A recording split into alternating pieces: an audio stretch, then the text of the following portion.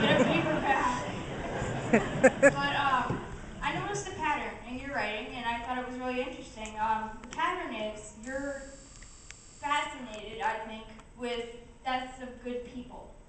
And I was wondering, what is your perception of what happens after death for these good people? Do you think it's fair? Is it mystical? Do you think that we'll never really know? That's my question. That's a great question.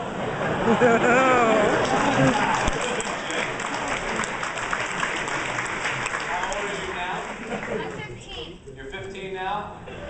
I hate to hear your question when you're 20. Well, I haven't really talked about Have a Little Faith at all, which is the book that came out, and I guess the answer to your question is probably found most likely in that book. You know,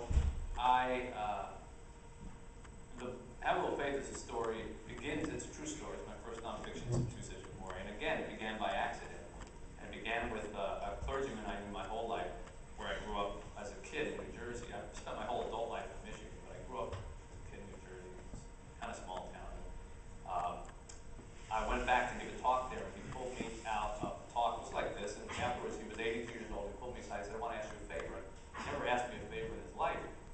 And I said, okay, what is it? He said, I want you to do the eulogy when I die. And, you know, that really threw me because, first of all, I wasn't very religious at the time. And secondly, who does a eulogy for the guy who does eulogies, you know? That's his job, right? And so it began this series of visits, similar to Tuesdays with Morrie, except it took 8 years. He lived until he was 90. And these visits sort of drew me back into what faith is about. And I got involved with the church in Detroit. A pastor there who sadly has passed away since the book Henry Covington, yeah, which is a whole story in and of itself. But to answer your question, I sat with this rabbi towards the end of his life, and we were talking about heaven.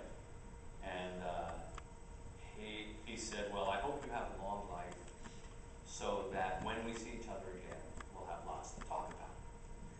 And I said, do you really think we're going to see each other again? And he said, well, don't you? And I said, well, let's face it, even if I don't think I'm going where you're going.